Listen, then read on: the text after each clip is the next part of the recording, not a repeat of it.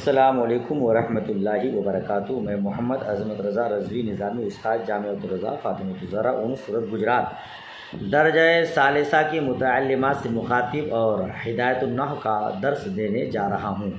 میں آپ سے بھی مخاطب جو اس سبق کو پڑھ رہے ہیں اور سن رہے ہیں، اللہ پاک آپ سب کو علم نافع عطا فرمائے، آپ کے صدقے مجھ کو بھی علم نافع عطا فرمائے، آمین ثم آمین۔ آج کا سبق پڑھتے ہیں۔ اللہ رب محمد صلی اللہ علیہ وسلم نحن عباد محمد صلی اللہ علیہ وسلم اللہم رب اشرح لی صدری ویسر لی امری واحلل عقدۃ من لسانی یفقہوا قولی اللہم افتح علینا حکمتک وانشر علینا رحمتک یا ذا الجلال والاکرام۔ بسم اللہ الرحمن الرحیم۔ اما الوصف فلا یجتمع مع العالمیت اصلا وشرطه ان يكون وصفا في اصل الوضع فاسود وارقم غیر منصرف وان صار اسمین للحیۃ لإصالتهما في الوصفیۃ واربع في مررت بنسبة اربع منصرف مع انه صفات ووزن الفعل لعدم الاصالت فی الوصفیت۔ لیکن وصف، ترجمہ سنیے پہلے پھر تھوڑا سا خلاصہ کرتا ہوں۔ لیکن وصف، عدل وصف اسباب منع صرفہ میں سے پڑھے آپ، عدل کو بیان کیا، اب اس کے بعد وصف کو بیان کر رہے ہیں۔ تو وصف کس کو کہتے ہیں؟ پہلے اس کی تعریف دیکھیے، حاشیہ نمبر 1۔ اے دلالت اس بر ذات مبہم کہ ماخوذ بعض صفات باشد، یعنی وصف کہتے ہیں ایسے اسم کو جو ذات مبہم پر دلالت کرے، ہے نا۔ علم ذات متعین پر دلالت کرتا ہے، وصف ذات مبہم پر دلالت کرتا ہے، یعنی ایک خاص شے پر دلالت نہیں کرتا ہے۔ فلا یجتمع مع العالمیت، تو وصف عالمیت کے ساتھ جمع نہیں ہوگا، اصلاً کبھی بھی، بالکل عالمیت کے ساتھ جمع نہیں ہوگا، بالکل۔ کیوں؟ کیونکہ عالمیت ایک ذات متعین پر دلالت کرتی ہے، وصف ذات مبہم پر، تو دونوں کے درمیان تو تضاد ہے، بھلا دونوں ایک جگہ کیسے جمع ہوگا، ہے نا۔ نیچے لکھا ہے دیکھیے آپ کا، لِتَضَادُهِمَا وَضْعِيًّا كَانَ الْوَصْفُ عَارِضِيًّا، کہ چونکہ ان دونوں کے درمیان تضاد ہے، اب وہ وصف چاہے وضعی ہو چاہے عارضی ہو، یاد رکھیے گا، ایک وصف وضعی ہے اور ایک وصف عارضی ہے۔ وصف وضعی کا مطلب یعنی بنانے والے نے اس کو صفت کے معنی ہی میں بنایا ہو، وصف ہی کے لیے بنایا ہو، اس کو کہیں گے وصف وضعی، ٹھیک ہے نا۔ واضع نے اس کو صفتی معنی ہی کے لیے بنایا ہو، اور وصف عارضی اس کو صفت کے معنی کے لیے تو نہ بنایا گیا ہو مگر بعد میں وہ وصف کے معنی میں آ گیا ہو، ٹھیک ہے، تو اس کو وصف عارضی کہیں گے۔ مثال ابھی آگے آرے بتاتا ہوں میں آپ کو۔ وَشَرْطُ أَن يَكُونَ وَصْفًا فِي أَصْلِ الْوَضْعِ، کہتے ہیں کہ وصف کے غیر منصرف کے سبب ہونے کے لیے شرط یہ ہے کہ اصل وضع میں وصف ہو۔ فَأَسْوَدُ وَأَرْقَمُ غیر منصرف، تو اسود اور ارقم غیر منصرف ہے۔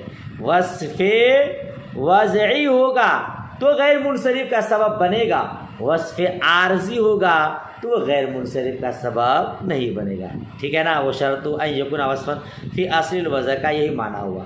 تو اسود اور ارقم، اسود کا معنی سیاہ، ارقم کا معنی ابلق چت کبرا، ٹھیک ہے نا، تو غیر منصرف ہے۔ وَإِنْ سَارَ اسْمَيْنِ لِلْحَيِّةِ، اگرچہ یہ دونوں سانپ کے نام ہو گئے ہیں، یہ اسود ارقم، یہ سیاہ اور چت کبرا، لیکن بعد میں یہ دونوں دو سانپ کے نام ہیں۔ اسود کا معنی ہے کالا سانپ اور ارقم کا معنی ہو گیا چت کبرا سانپ، ٹھیک ہے۔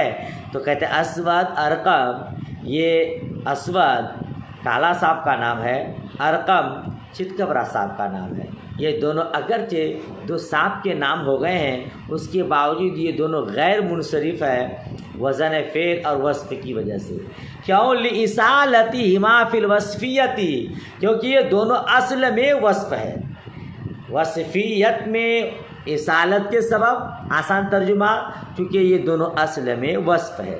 اسود ارقم کو جب بنانے والے نے بنایا تھا تو صفتی معنی میں، ہر کالی چیز کو اسود، ہر چتکبرا چیز کو ارقم. بعد میں جا کر کے یہ دونوں دو سانپ کے نام ہو گئے، کالا سانپ، چتکبرا سانپ. تو بعد میں وصفی معنی کہتے ہیں عالمیت کا معنی آیا ہوا ہے، ورنہ اصل میں یہ دونوں وصفی معنی میں ہے. لہذا اسود افعالو کے وزن پر، ارقم افعالو کے وزن پر، یہ دونوں غیر منصرف ہے وزن فعل اور وصف کی وجہ سے. ٹھیک ہے. وَأَرْبَعُ فِي مَرَرْتُ بِنِسْبَةٍ أَرْبَعٍ، اور مررت بِنِسْبَةٍ أَرْبَعٍ میں اربع منصرف ہے. جی مع انه صفت، باوجود کہ وہ صفت ہے، وہ وزن الفعل اور وزن فعل ہے. اربع اسود و ارقم ہی کے وزن پر، اربع بھی ہے افعالو کے وزن پر، تو ایک وزن فعل ہے اور ایک صفت کا معنی. بے نسبت اربعین میں اربعین یہ نسبت کی صفت ہے، تو ایک وصف ہے اور ایک وزن فعل ہے. غیر منصرف ہونا چاہیے مگر اس کے باوجود یہ منصرف ہے. کیوں؟ لعدم الاصالۃ فی الوصفیات، کیونکہ وصفیت میں اصالت نہ ہونے کی وجہ سے. یا سلیس ترجمہ کریں گے کیونکہ اصل میں وصف نہیں ہے، کیونکہ اصل میں وصف نہیں ہے. اربعوں کو جب بنانے والے نے بنایا تھا تو وہ وصفی معنی کے لیے، صفتی معنی کے لیے نہیں، بلکہ اربعوں ایک عدد متعین کا نام ہے جو 3 اور 5 کے درمیان ہے. سمجھ رہے ہیں؟ تو اصل میں چونکہ وصف نہیں ہے، اسی لیے مررت بنسبت اربعین میں جو اربعوں ہے وہ غیر منصرف نہیں ہے. غیر منصرف میں وصف کے سبب ہونے کے لیے شرط ہے کہ اصل وضع میں وصف ہو. ٹھیک ہے، یاد کر لیجیے گا. اما التانیث بالتا فشرط ان یکون علما، لیکن تانیث بالتا تو اس کی شرط ہے کہ علم ہو. تانیث بالتا کے لیے کیا ہے؟ علامیت شرط ہے، تب جا کے وہ غیر منصرف کا سبب بنے گا، ورنہ نہیں. کیوں؟ دیکھیے یہاں لکھا، دیکھیے فشرط ان یکون علما در تانیث بالتاء ملفوظہ و تاء مقدر، یعنی در تانیث معنوی. تانیث لفظی کے لیے بھی علامت شرط ہے علامیت، اور تانیث معنوی کے لیے بھی علامیت شرط ہے. کیوں؟ تانیث لازم گردد، تاکہ تانیث لازم ہو جائے. بر سببیت منع صرف قوی شود، اور منع صرف کے سبب بننے میں قوی ہو جائے. چہ ماں وی کے علمیت نہ خواہد وہ تانیث در معرض زوال خواہد، کیونکہ اگر علمیت نہ ہو تو وہ تانیث زوال کو قبول کرتا ہے. میری زبان میں سمجھے، تانیث جو ہے نا وہ زائل زوال پذیر ہے، کبھی رہتا ہے کبھی نہیں. ٹھیک ہے نا؟ تو وہ علامیت کے کیا کہتے ہیں کہ غیر منصرف کے سبب ہونے میں کمزور پڑ جائے گا. علامیت شرط قرار دے دیا تو اب تانیث گرے گا نہیں. سمجھ رہے نا؟ اسی لیے علامیت شرط ہے تاکہ غیر منصرف کے سبب ہونے میں مضبوط ہو جائے. اب لیکن تانیث بالتا، اچھا تانیث بالتا سے مراد یہاں کون سی تا ہے؟ یہ بھی تو بات ہے. تانیث بالتا سے مراد بالتا مراد از تائے تانیث در آخر اسم زیادہ آیت، جو اسم کے آخر میں زیادہ ہے، حاشیہ 3، وہ ما قبل او مفتوح در حالت وقف، اور حالت وقف میں اس سے پہلے فتح ہو اور وہ ہا سے بدل جائے. ٹھیک ہے نا؟ تا سے مراد وہ تا ہے جو اسم کے آخر میں ہو، اس سے پہلے زبر ہو، اور حالت وقف میں وہ تا ہاں ہو جائے. یعنی تا سے مراد تائے مدورہ ہے. ہاں وہ حالت وقف میں ہاں ہو جاتا ہے. مثل اخت بنت مؤنث بتانیث، بلکہ تا بدل از لامس. کہتے اخت ہے، بنت ہے، یہ تائے تانیث نہیں ہے. ٹھیک ہے، کیونکہ یہ حالت وقف میں تا ہاں نہیں ہوتا ہے، تو اسی لیے کہتے سمجھ گئے پورے بات. تانیث بالتا تو اس کی شرط یہ کہ علم ہو.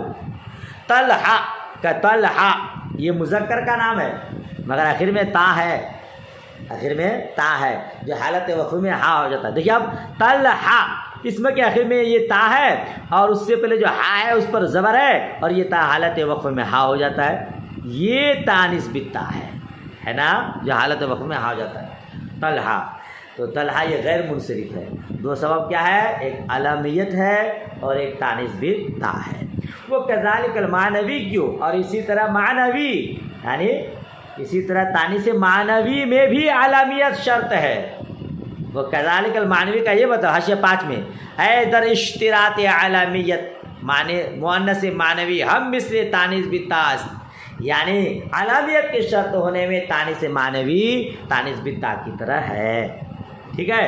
ثم المعنوی ان کان ثلاثیا ساکن الاوسط غیر اعجمی یجوز صرفه و ترکه. پھر تانیث معنوی اگر ثلاثی ہو، ثلاثی 3 حرف والا، ساکن الاوسط بیچ والا ساکن ہو، غیر اعجمی ہو، اعجمی نہ ہو، تو اس کا منصرف پڑھنا اور اس کا ترک کرنا، یعنی اس کو منصرف پڑھنا اور اس کو غیر منصرف پڑھنا دونوں جائز.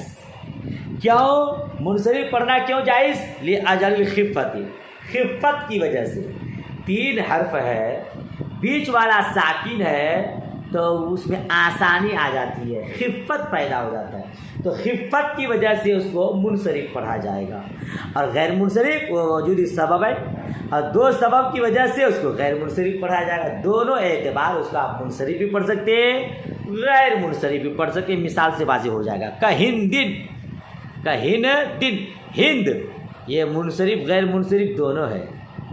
ہند یہ تانیث معنوی ہے، اس میں کسی عورت کا نام ہے. تانیث معنوی کا معنی سمجھتے نا، کسی مؤنث کا نام ہو.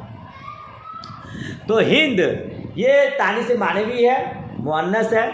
اب دیکھیے آپ ثلاثی ہے، ہا نون دال 3 حرف ہے، بیچ والا جو نون ہے وہ ساکن ہے، جزم ہے. ٹھیک ہے نا. لہذا اس کو آپ منصرف اور غیر منصرف دونوں پڑھ سکتے ہیں. دوسرا ہے کہ غیر اعجمی، غیر اعجمی ہو. یہ ہند اعجمی نہیں ہے بلکہ یہ عربی ہے. ٹھیک ہے نا. تو اس کو منصرف غیر منصرف دونوں پڑھ سکتے ہیں آپ. منصرف پڑھیں گے تو ہندن پڑھیں گے اور غیر منصرف پڑھیں گے تو ہندا پڑھیں گے. وَإِلَّا يَجِبُ مَنْعُهُ، ورنہ اس کا غیر منصرف پڑھنا واجب ہے. کیا مطلب؟ اگر 3 حرفی ہو، بیچ والا ساکن نہ ہو تو بھی غیر منصرف، 3 حرفی نہ ہو تب بھی غیر منصرف پڑھنا واجب. 3 حرفی ہو، ساکن اوسط ہو مگر غیر اعجمی ہو، غیر اعجمی نہ ہو بلکہ اعجمی ہو، تب بھی اس کا غیر منصرف پڑھنا واجب. دیکھیے آپ مثال کا زینبا، یہ حرف رابع قائم مقام تائے تانیث.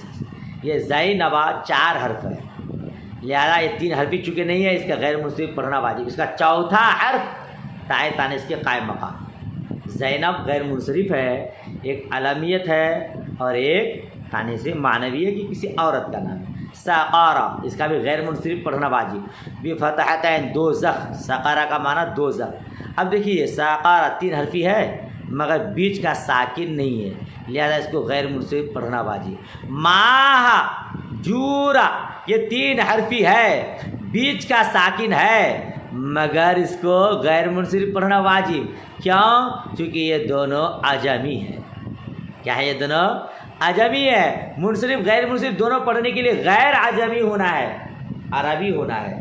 تو ماہ کا معنی نام شہر، جور کا معنی بھی نام شہر. ٹھیک ہے. تو یہ غیر منصرف ہے. 2 سبب کیا ہے؟ ایک علامیت ہے اور ایک تانیث معنوی ہے.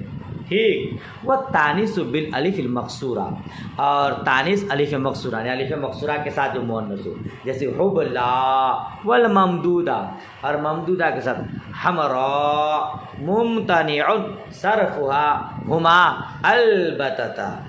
البتہ الف مقصورہ جیسے حبلا، الف ممدودہ جیسے حمراء، ان دونوں کو غیر منصرف پڑھنا یقینی ہے. البتہ یہ دونوں غیر منصرف ہے. کیوں؟